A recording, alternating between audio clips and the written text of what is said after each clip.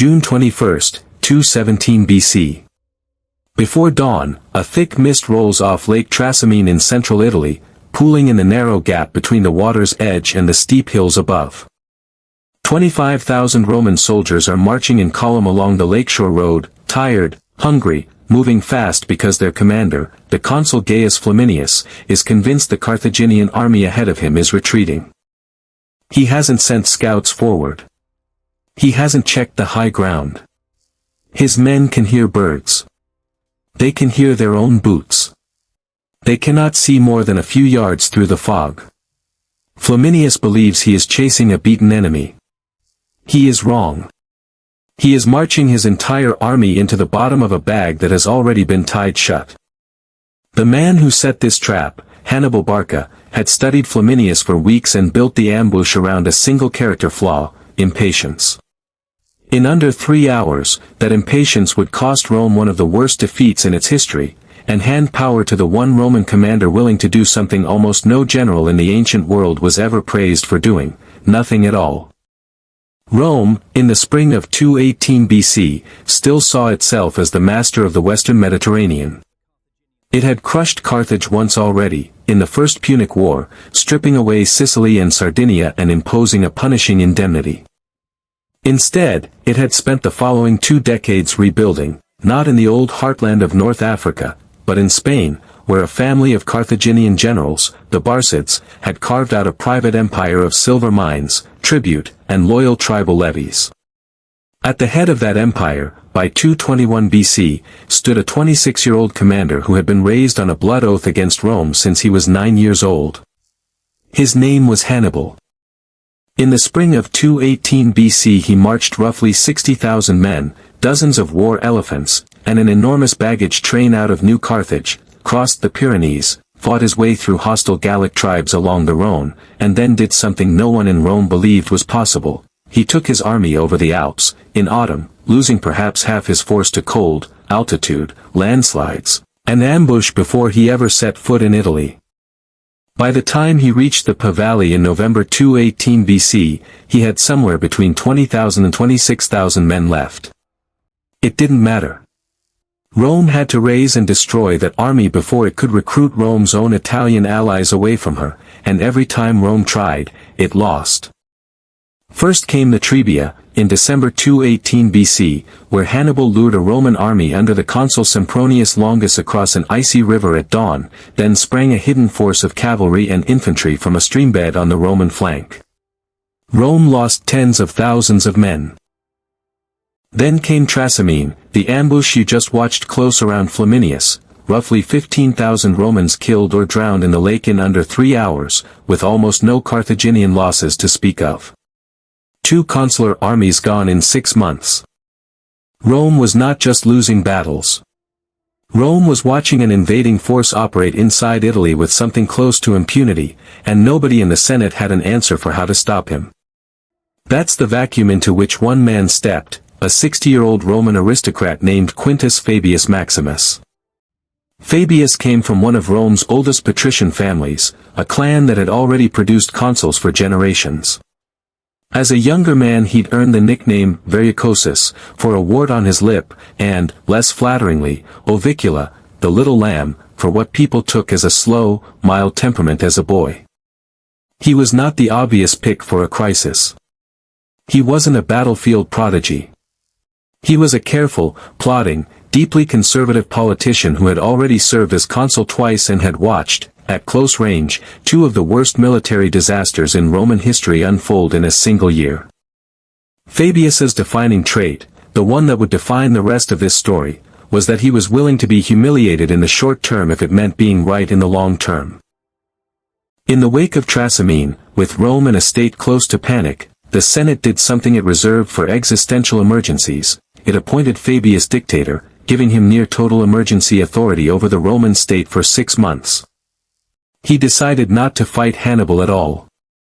Instead, Fabius adopted what would later be called, in his honor, the Fabian strategy.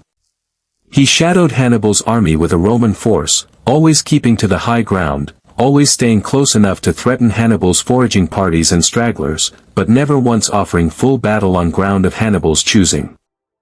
He scorched the earth ahead of the Carthaginian line of march, burning crops and driving off livestock so Hannibal's army would have to spread out further and further to feed itself, and every time it spread out, small Roman detachments picked off the exposed edges.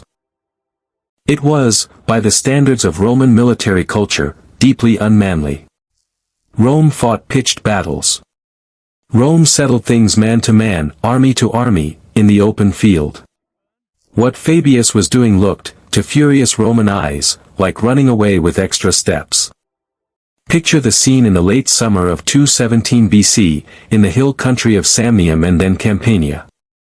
Hannibal's army, still roughly 20,000 infantry and cavalry, is moving through some of the richest farmland in Italy, burning towns and estates specifically to bait Fabius into a battle.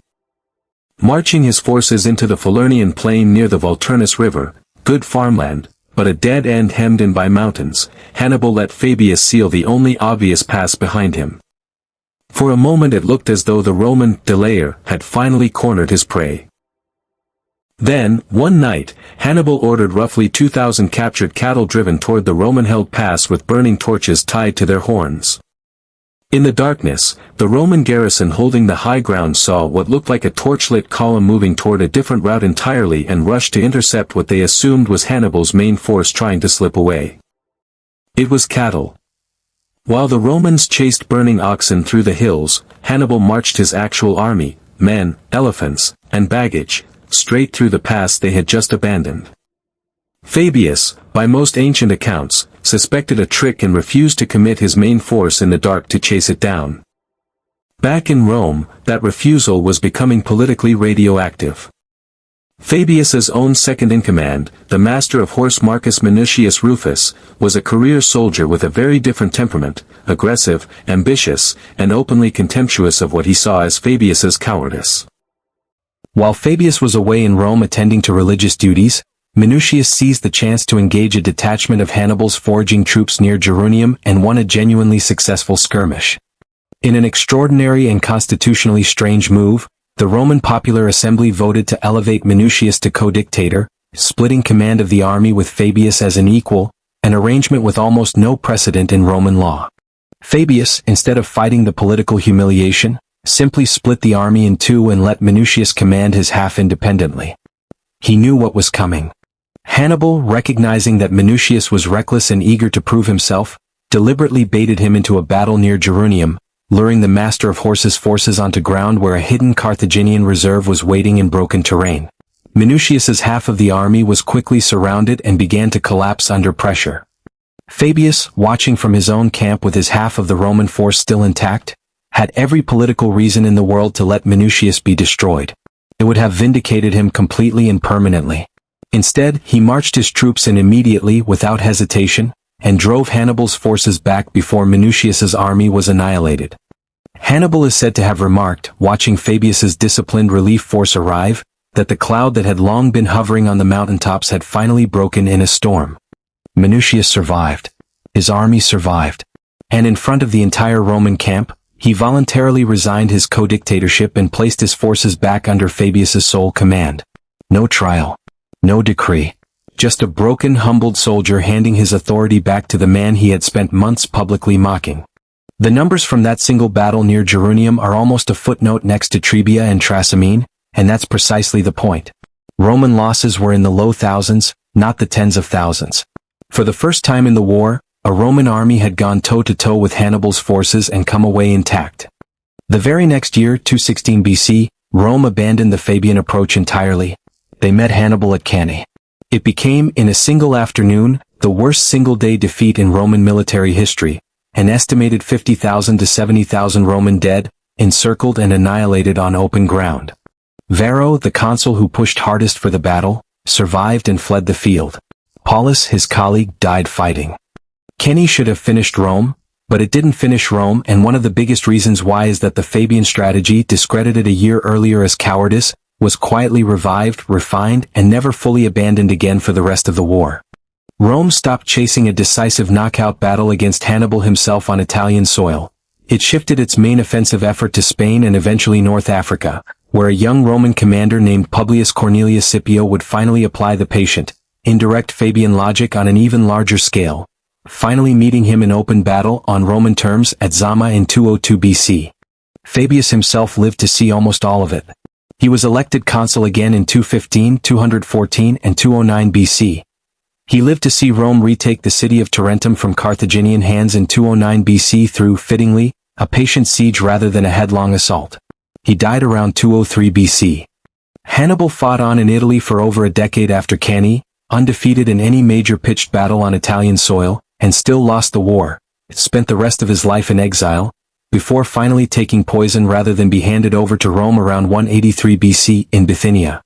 The man Rome called a coward for refusing to fight outlived the strategy that made him famous, the rival who mocked him and very nearly the war itself, and the general who never lost a battle to him lost the only thing that ever mattered.